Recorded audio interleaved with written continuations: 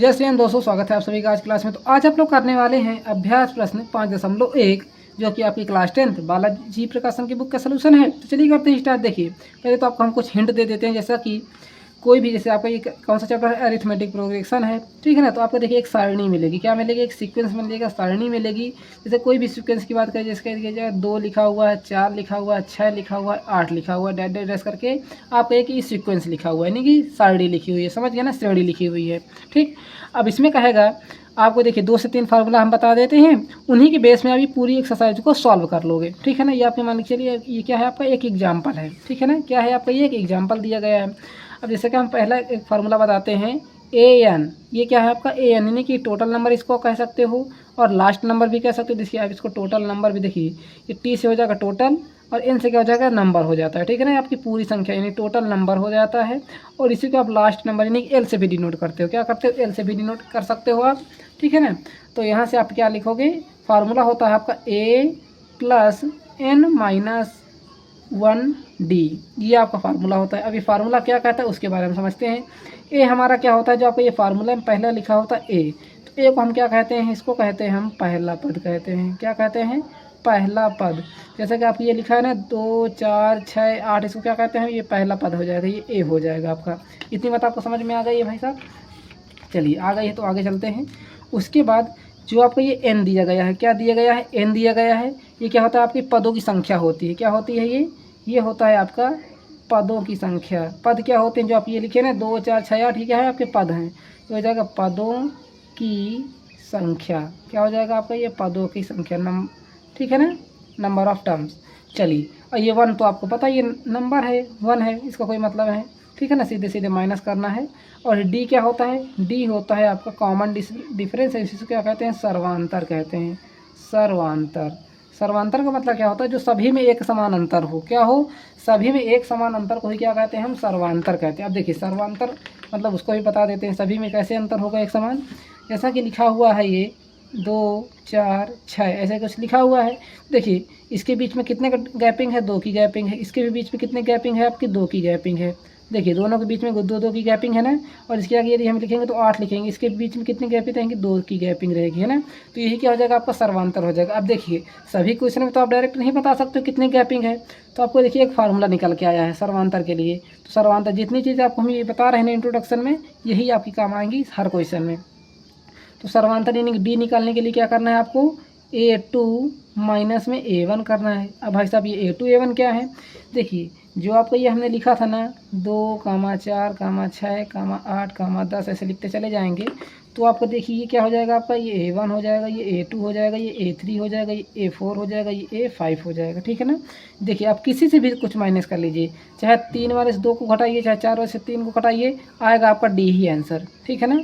जैसे कि देखिए आप 8 में से 6 घटाओगे 2 आ जाएगा, 6 में से 4 घटाओगे 2 आ जाएगा, 4 में से 2 घटाओगे तब भी 2 आएगा। देखिए इसके लिए क्या करोगे, आप 4 में से 2 घटा दोगे तो सर्वांतर कितना पता चलेगा आपको, 2।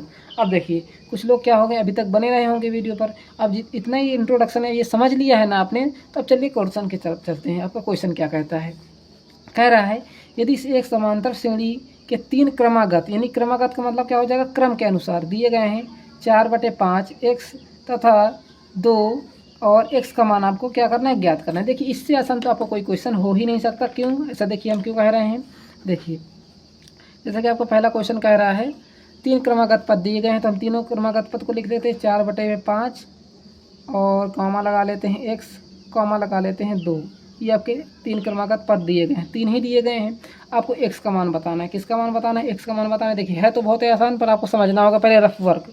देखिए हम आपको रफली पहले बताते थे, जैसे कि आपको ने एग्जाम्पल लिया था ना 2 4 6 मान के लिए आपके 3 क्रमागत पद दिए गए हैं। जैसा कि आपको हमने बताया डी, आप चाहे d1 लिख लिए इक्वल टू में d2। ऐसे हमने क्यों किया, देखिए d1 इक्वल टू में d2 हमने क्यों कह दिया कि आपको देखिए सर्वांतर दोनों बराबर ही होगा, इसका पूरे सर्वांतर आपका बराबर ही होगा, चाहे d1 कहिए चाहे d2 कहिए। अब d1 जिसे आपको निकालना है तो क्या करोगे, 4 माइनस में 2 यानी कि a2 माइनस a1 करोगे, a2 माइनस में a1 हमने कर दिया, ठीक है ना। और दूसरे को बताया हमने यदि आप 6 से भी 4 घटाओगे तब भी 2 आएगा, तो इधर आप क्या लिख सकते हो, 6 में से 4 घटाओगे तब भी 2 आ जाएगा। यानी कि देखिए 4 में से 2 घटाओगे 2 इक्वल टू 6 में से 4 घटाओगे 2। कहने का मतलब क्या है, 2 बराबर 2 आ रहा है ना। सेम यही काम आपको इसमें भी करना है। अब देखिए करना कैसे है, यहाँ मान लीजिए a1 है, ये मान लीजिए a2 है, ये मान लीजिए a3 है, ठीक है ना। तो आपको लिखना है A2 minus A1 equal to में A3 माइनस में A2 है ना। ऐसे क्यों की लिखा? क्योंकि देखिए आपके सर्वांतर क्या हो गया, आपस में बराबर होते हैं, यानी कि इन दोनों का अंतर क्या होगा, आपस में बराबर होगा। तो A2 हमारा कितना है, x है, फिर माइनस लगा दीजिए, A1 कितना है, 4/5 है, इक्वल टू लगा लो। यहाँ A3 कितना है, 2 है, और माइनस में क्या लिख दो, x लिख दो, तो यहाँ हम x लिख देते हैं। ठीक है ना, इतनी बात हमें हिसाब आपको समझ में आ गई है। चलिए अब क्या करते हैं, या तो आपको यही सॉल्व कर लेते हैं, या तो हम इसको उधर भेज देंगे, इसको इधर भेज देंगे, तब भी आपको सॉल्व हो जाएगा। बताइए किस प्रकार करते हैं। चलिए हम इसको यहीं सॉल्व कर लेते हैं। इसका हम ऐसे करके एलसीएम ले लेते हैं। तो एलसीएम लोगे तो कितना एलसीएम आ जाएगा आपका, 5 एलसीएम आ जाएगा। तो 1 का भाग 5 में दोगे 5 आ जाएगा, और 5 के ऊपर गुणा कराओगे तो 5x हो जाएगा आपका। फिर माइनस लगा दीजिए, फिर 5 का भाग 5 में देना होगा ना आपको, तो कितना जाएगा, एक बार 1 के ऊपर गुणा कराओगे 4 आ जाएगा, इक्वल टू तरफ चल देते हैं। इधर कुछ नहीं तो ऐसे लिख देते हैं। ठीक, अब नीचे मान लेते हैं इसके 1, इसका गुणा इससे कराओगे, इसका गुणा इससे, तो 5 का गुणा हम इससे कराएंगे, 1 का गुणा इससे करेंगे, तो 1 का गुणा इससे कराओगे तो वही वैल्यू आ जाएगी 5x माइनस में 4 इक्वल टू 5 के इसमें गुणा कराओगे तो 5 दूना 10, और 5 के x में कराओगे तो 5x हो जाएगा आपका। हो गया ना 5x। अब ये मत कर देना कि इधर माइनस का लिखा है इधर प्लस का लिखा है तो आप काट देना है, ऐसा नहीं करना भाई साहब। देखिए क्या करना है, ये इधर माइनस का तो इधर आएगा तो प्लस में हो जाएगा। देखिए कैसे, जब इक्वल टू के साइन इधर उधर पलटते हैं ना तो आपके साइन पलट जाते हैं। जैसे 5x इधर आएगा तो देखिए 5x ये पहले से लिखा हुआ है, और ये वाला 5x इधर आएगा तो प्लस का 5x हो जाएगा। नहीं समझ में आई बात, ये माइनस से प्लस बन जाएगा, ये प्लस होता तो माइनस बन जाता, इतनी बात समझिए। अब जैसे ये देखिए 10 लिखा हुआ है, 10 हमने उतार दिया, अब ये 4 इधर लेकर आएंगे तो ये प्लस का 4 हो जाएगा। समझ गए। 5 हाथ जोड़ दोगे तो कितना हो जाएगा, 10x। ठीक है ना, इन दोनों को जोड़ दो, कितना हो जाएगा आपका, 10 4 14 हो जाएगा। कितना हो जाएगा, 14 हो जाएगा।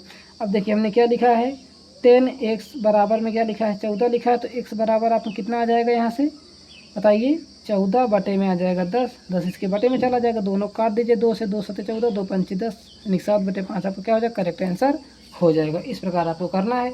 समझ में आ गई बात। देखिए अब इसको दूसरा तरीका क्या है सॉल्व करने के लिए, अब दूसरा तरीका अपना सकते हो, 4/5 को इधर ले आओ और x को इधर ले आओ, तो इधर कितना हो जाएगा 2x, और इधर आप एलसीएम लेके सॉल्व कर लो, बाद में 2 से भाग दे देना, आंसर आ जाएगा तब भी आपका। चलिए नोट कर लीजिए। यदि कहीं पर भी कोई डाउट लग रहा हो तो आपके कमेंट करके पूछ लेना है। चलिए आगे चलते हैं नेक्स्ट क्वेश्चन की ओर। क्वेश्चन नंबर 2 पढ़िए। क्वेश्चन नंबर 2 को क्या कह रहा है, कह रहा है कि किस मान के लिए एक समांतर श्रेणी 3 क्रमागत पद, देखिए इसमें भी 3 एक क्रमागत पद दिए गए हैं, k प्लस में 9 दिया गया है, कॉमा लगा लीजिए, 2k माइनस में 1 दिया गया है, कॉमा लगा लीजिए, 2k प्लस में 7 दिया गया है। ठीक है ना, तो आपके 3 क्रमागत पद दिए गए हैं, तो बताना k के किस मान के लिए, तो आपको यहाँ इक्वल लगा करके हम लिख देते हैं, k का मान आपको निकालना है कुल मिला करके। ठीक है ना। अब देखिए जैसा कि आपको हमने बताया था ना, वही फार्मूला लगा दीजिए, यानी कि डी वाला, यानी सर्वांतर निकालने के लिए। तो ये मान लेते हैं A1 है, ये A2 है, ये A3 है।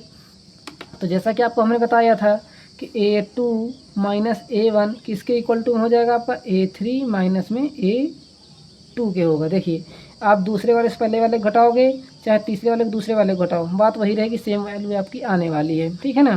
तो A2 की जगह हम क्या रखेंगे, यहाँ से 2k माइनस 1, फिर माइनस लगा देंगे, A1 की जगह हम रखेंगे k प्लस में 9। कुछ लोग यही गलती कर देते हैं, फिर उनका आंसर नहीं आता। देखिएगा क्या होगा, यहाँ पर A3 रखेंगे तो 2k प्लस में 7 रख दो, और प्लस लगाओ, सॉरी माइनस लगा तो माइनस लगाना है आपको। A2 कितना है आपका, 2k माइनस में 1। ठीक है ना। हमने ब्रैकेट में क्या लिखा उसको अभी राज बताते हैं। अभी देखिए ब्रैकेट में इसलिए लिखा हमने, देखिए यहाँ पर क्या लगा है, माइनस लगा है, और डायरेक्ट आप यहाँ माइनस लगे ये वैल्यू लिख देते हो यहाँ पर, तो आप केवल क्या लगाओ, के पर माइनस लगाओगे, जो कि एकदम क्या रॉन्ग हो जाएगा, रॉन्ग हो जाएगा। ऐसा हमने क्यों कहा, देखिए जब आप माइनस करोगे तो पूरी संख्या आपकी माइनस होगी, यानी कि ये भी माइनस होगा आपका, ये भी माइनस होगा। नहीं इस बात समझ में आई। देखिए 2k माइनस 1, ये माइनस अंदर जाएगा तो माइनस का k भी होगा और माइनस का 9 भी होगा। समझ गया ना। यहाँ पर आ जाइए, 2k प्लस में 7 लिखा है, ये अंदर जाएगा तो 2k माइनस का होगा, और ये देखिए माइनस माइनस क्या बना देगा आपका, प्लस बना देगा, माइनस माइनस क्या बना देगा, प्लस बना देगा, 1 हो जाएगा। ठीक है ना। अब देखिए 2k है, ये प्लस का k है, ये माइनस का k है, तो आपस में घट जाएगा, कितना जाएगा, केवल k बचेगा। ठीक है ना। और ये माइनस माइनस दोनों क्या हो जाएंगे, प्लस बन जाएगी, माइनस का 10 हो जाएगा, माइनस माइनस संख्या क्या हो जाएगी, प्लस का 10। इधर आ जाते हैं, देखिए ये 2k प्लस का है, ये माइनस का ख़त्म हो जाएगा आपस में, और साथ एक कितना बना देगा आपका, 8 बना देगा। ठीक है ना। इतनी बात आपको समझ में आ ही रही होगी, आ रही है ना, हाँ आनी चाहिए इतनी बात। चलिए अब ये 10 को उधर लेकर जाइए, तो k है 8 उधर लिखा हुआ है, 10 उधर जाएगा तो प्लस का बन जाएगा, हमने बताया था ना प्लस से माइनस में बन जाएगा, तो के बराबर कितना आ जाएगा आपका 18 आ जाएगा, जो कि क्या हो जाएगा करेक्ट आंसर हो जाएगा। चलिए नोट कर लीजिए इसको भी। दूसरा नंबर क्वेश्चन देखते हैं, क्वेश्चन नंबर 3 क्या कह रहा है। क्वेश्चन नंबर 3 देखिए, कह रहा है कि समांतर श्रेणी दी गई है आपको, का सर्वांतर ज्ञात कीजिए। इससे आसान तो कोई क्वेश्चन हो ही नहीं सकता आपका। ऐसा हमने क्यों कहा, कि सर्वांतर बताना है। देखिए हम पहले क्वेश्चन को नोट कर लेते हैं। 1/2a comma -2a/2a comma 1 - 4a/2a है, ठीक है ना। अब देखिए हम इसको आपको प्रूव भी कर देंगे, जो आपने ये बताया था ना ऊपर, इसको हम इसी क्वेश्चन से प्रूव कर देंगे। अभी देखिएगा आपका सर्वांतर वही निकल के आएगा। तो पहले तो आपको हम बता देते हैं, जैसा कि हमने लिखा था अभी, इसको मान लेते हैं a1, इसको मान लेते हैं a2, इसको मान लेते हैं a3। तो सर्वांतर निकालने के लिए क्या करते हो आप, दूसरे वाले से पहले वाले को घटा देते हो, है ना, यही करते हो ना। तो देखिए हम यहाँ सर्वांतर निकालेंगे तो a2 हमारा कितना है 1 - 2a, ये a है भाई साहब, ठीक है ना, कितना है ये a है आपका 2a, और अपान में क्या लिखा है 2a, माइनस करोगे a1 को तो 1/2a माइनस कर दोगे, यही करोगे ना। नीचे आ जाते हैं, देखिए आपका हर क्या है बराबर, यानी कि जब आपका डिनोमिनेटर बराबर हो तो हम एलसीएम वही ले लेते हैं 2a, और ऊपर वाली संख्या यदि जुड़ रहे हैं तो जोड़ देना है, घट रहे हैं तो घटा देना है। तो 1 माइनस में 2a लिख देना है, फिर ये माइनस लगा देना, फिर 1 लिख देना, उसी प्रकार लिख देना है आपको सारी संख्याएँ को, है ना। अब देखिए अब आपका ये क्या है, माइनस का है, ये प्लस का है, आपस में ख़त्म हो जाएगा। तो यहाँ से आपका d इक्वल टू में कितना आ जाएगा, माइनस का 2a/2a है, ठीक है ना, a है आपका, 2a से 2a ख़त्म, तो कितना आ जाएगा, केवल आपको केवल 1 बचा, और ये माइनस लगा तो माइनस लगा लीजिए। तो आपका आंसर कितना आ जाएगा, d इक्वल टू में -1 क्या हो जाएगा, आपका सर्वांतर हो जाएगा। अब देखिए इसको हम प्रूव भी कैसे कर सकते हैं, ये वाला क्वेश्चन। पहले तो देखिए हम ये इतना बता दिए हैं, उसके बाद यदि आप यहाँ से निकालोगे ना, क्या निकालोगे, d2 मान लीजिए निकाल रहे हैं ना, सर्वांतर वही आएगा जैसे कि ये आया। तो देखिए यहाँ पर हम क्या करेंगे, a3 माइनस में a2 कर देंगे, तब भी आपका आंसर वही आने वाला है। देखिएगा a3 जगह 1 माइनस में 4a/2a कर दो, फिर -a2 जगह हम क्या रख दोगे 1 माइनस में 2a/2a कर दो, है ना। सभी में यही क्वेश्चन कर चले आ रहे हैं ना। अब देखिए d इक्वल टू में कितना आ जाएगा, यहाँ से आपका जो हर तो हमारा सेम है तो 2a रहेगा उसी प्रकार, और 1 माइनस में 4a माइनस में 1, और देखिए माइनस माइनस क्या बन जाएगा आपका, ये प्लस बन जाएगा, ठीक है ना, क्योंकि आप लोग यही गलती कर देते हैं अभी। तो ये हो जाएगा आपका 2 है, क्योंकि देखिए माइनस का इसमें गुणा होगा ना पूरे में, इस पूरे में आपको माइनस का गुणा होगा, तो ये माइनस, ये भी माइनस माइनस प्लस, ठीक। अब यहाँ देखिए क्या क्या कट जाएगा आपका, ये प्लस का है, ये माइनस का ख़त्म हो जाएगा, तो d इक्वल टू में आ जाएगा आपका माइनस का 4a प्लस का 2a/2a आ जाएगा, ठीक है। अब देखो d बराबर आपका यहाँ से आ जाएगा 4 में से 2 से घटाओगे तो कितना आ जाएगा, माइनस का 2a/2a, तो पहले से ही है, 2a से 2a काट दो, कितना आ जाएगा, माइनस का 1 आ रहा है ना। अब आपको समझ में आ गई ना बात, हम इसलिए कर रहे थे, इस प्रकार आप निकाल सकते हो आंसर को। चलिए करते हैं क्वेश्चन नंबर 4। पढ़िए पहले क्वेश्चन को, क्या कह रहा है, समांतर श्रेणी 14, 9, 4। चलिए हम लिख लेते हैं पहले तो, आपकी समांतर श्रेणी क्या दी गई है, 14, 9, 4, -1 -6 डैश डैश डैश का 12वां पद बताना है, यानी कि आपको क्या बताना है, 12वां पद क्या बताना है, निकालना है। तो 12वां पद हम इक्वल टू क्वेश्चन मार्क लगा लेते हैं। अब देखिए यहाँ पर आपको दिया क्या क्या गया है, पहले तो आपको हम बता देते हैं 12वां पद। जैसे कि आपको हमने पहले फार्मूला बताया था, क्या फार्मूला बताया था, कोई भी पद निकालने के लिए an इक्वल टू में a + n - 1 d, ये फार्मूला आपको लगाना है। ये फार्मूले के हमने बात आपको पहले कर दिए थे, ठीक है ना। अभी एक फार्मूला और आएगा, उसको हम बाद में बताएंगे, क्योंकि आपके केवल 2 ही फार्मूले हैं इसमें। तो am बराबर a + n - d है। तो देखिए यहाँ पर ये 12 क्या लिखा है, ये 12वां पद, आपको बताया था ना, ये n क्या हमारा पद है, तो ये क्या हो जाएगा आपका nवां पद, तो ये क्या हो जाएगा 12वां पद। तो n इक्वल टू में कितना हो जाएगा, यहाँ से 12, आपको पहले बता दिया हमने कि ये पद दिया गया, तो n क्या हो जाएगा, n की वैल्यू है आपकी 12, ठीक है ना। n की वैल्यू कितनी हो जाएगी आपकी, यहाँ से 12 हो जाएगी, कि पद बात हो रही है। और क्या चाहिए आपको, a चाहिए, तो a हमने क्या बताया था आपको, पहला पद, तो a हमारा क्या हो जाएगा, ये हो जाएगा 14, ठीक है ना। तो a बराबर आप लिख लोगे यहाँ से 14, क्योंकि ये हमारा पहला पद हो जाएगा, ठीक है ना। और देखिए n की वैल्यू पता हो गई, और d कैसे निकालोगे, d क्या आपको ने बताया था ना, दूसरे वाले को पहले वाले को घटा दीजिए, तो 9 हमारा दूसरा, और पहला पद कितना है हमारा 14 है। तो जैसे आप घटाओगे तो कितना आ जाएगा, यहाँ से आपका -5 आ जाएगा। डी की वैल्यू भी आपको पता हो गई। चलिए निकाल लीजिए। तो ए का 12वां पद हम निकाल रहे हैं, तो ए हमारा कितना है, 14 है। फिर प्लस लगाओगे, एन की जगह हम क्या रखोगे, 12 माइनस में 1 रखोगे। डी की जगह हम क्या रखोगे, -5 रखोगे, ठीक है ना। तो A12 बराबर 14 प्लस लगाओ, 12 में से 1 घटाओगे 11, बूढ़े में -5 हो जाएगा, ठीक है ना। तो कितना आ जाएगा, 14 + 11 = 55, वो भी किसका, -55, ठीक है ना। तो यहाँ से आपको फाइनली आ जाएगा 14 प्लस माइनस क्या बना देता है आपका, माइनस बना देता है, 55 लिख दीजिए। जैसे आप दोनों घटाओगे तो 5 में से 4 घटाओगे 1 आ जाएगा, और 5 में से 1 घटाओ कितना आ जाएगा, 4 आ जाएगा। तो माइनस की संख्या बड़ी है तो माइनस का चिन्ह लगा देंगे।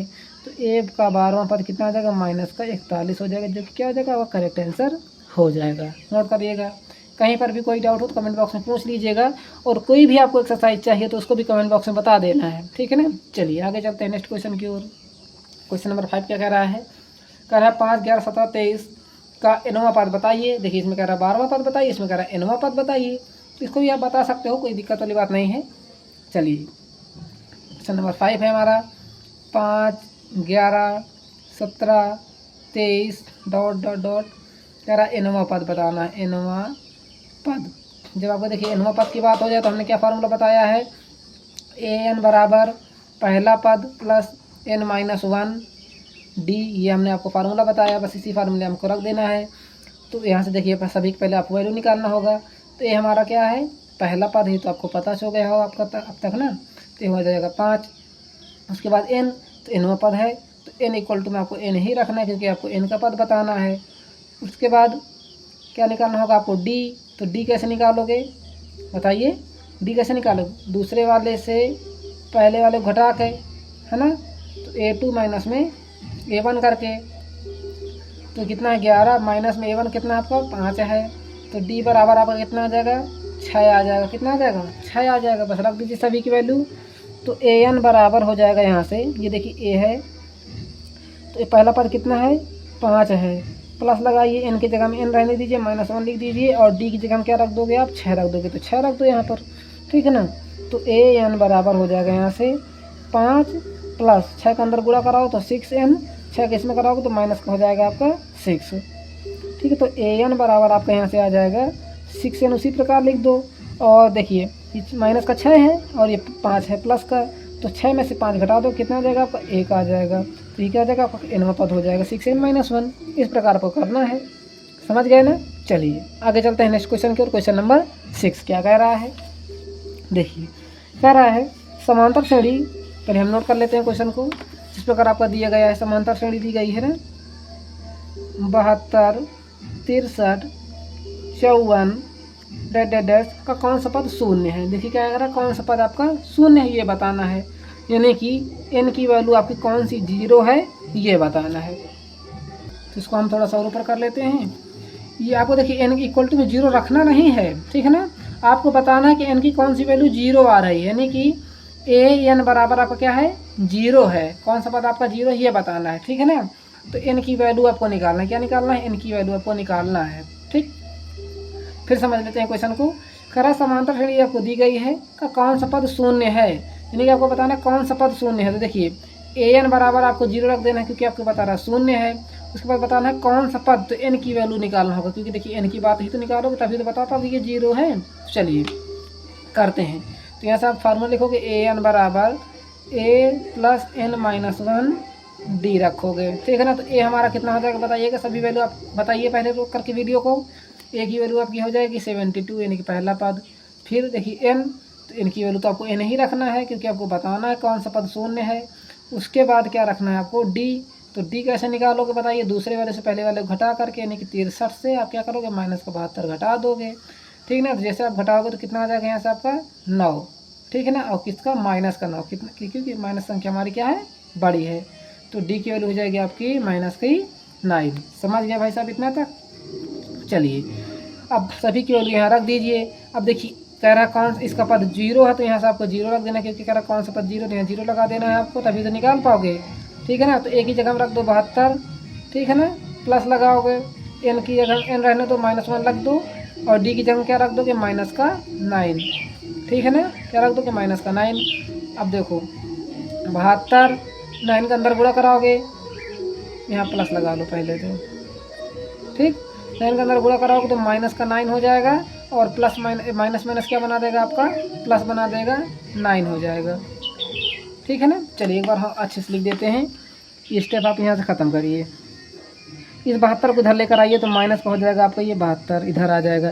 0 की इधर लेकर आओगे तो माइनस का हो जाएगा। अब इधर क्या बचा, केवल आपका 9 बचा, तो 9 के इसमें गुणा कराओगे तो माइनस का 9 इन हो जाएगा, और 9 का 9 1 में कराओगे तो कितना हो जाएगा आपका, प्लस का 9 हो जाएगा, क्योंकि ये माइनस माइनस संख्या हमारी प्लस बना देगा, ठीक है ना। अब इस 9 को भी इधर लेकर आ जाइए भाई, तो इधर भी लेकर आते हैं तो माइनस का 72 लिखा है, ये प्लस का इधर आएगा तो माइनस का हो जाएगा, और इधर क्या बचा, केवल आपका माइनस का 9 n बचा। दोनों को जोड़ लीजिए तो 9 2 11 9 की 81 हो जाएगा आपका, इक्वल टू क्या बचा, माइनस का 9 n बचा। 9 n से इधर भी काट दीजिए, 9 n से इधर भी काट दीजिए, तो इधर हो जाएगा 9 इक्वल टू कितना हो जाएगा n, और माइनस से माइनस काट दीजिए, कितना हो जाएगा आपका n की वैल्यू 9, यानी कि 9वां पद क्या हो जाएगा, इसका शून्य हो गया। तो आप यहाँ से लिख सकते हैं 9वां पद शून्य होगा, इस तरह आप लिख सकते हो, ठीक है ना। चलिए वीडियो अच्छी लग रही है तो प्लीज़ लाइक ज़रूर कर लीजिएगा, और दोस्तों के साथ शेयर आपको ज़रूर करना है, 1 से 2 लोगों को, ठीक है ना। चलिए आगे चलते हैं क्वेश्चन नंबर 7 की ओर। क्या कह रहा है क्वेश्चन नंबर 7, समांतर श्रेणी 24 है। चलिए हम पहले लिख लेते हैं क्वेश्चन नंबर 7 को। कह रहा है 24 21 18 ... तो कौन सा पद ऋणात्मक है, कह रहा है कौन सा पद इसका ऋणात्मक है, यानी कि निगेटिव है। क्या है, निगेटिव है, इसका कौन सा पद बताना है। अब देखिए यहाँ पर भी क्या निकालना है आपको, n की वैल्यू ही निकालना है, ठीक है ना। अब बताइए कैसे निकालना, उसमें ध्यान लगाना है आपको। जब आपको देखिए इसमें कह रहा था शून्य, ये तो हमने क्या रखा था, an बराबर हमने 0 रख दिया था, पर यहाँ कह रहा ऋणात्मक है तो an बराबर हम क्या रखेंगे, ऋण रखेंगे। तो ऋण रखेंगे तो ऋण का कोई मतलब ही नहीं है। तो क्या होता है, जब आपका देखिए कोई वैल्यू निगेटिव होगी तो निगेटिव से बड़ा क्या होता है, हमारा 0 होता है।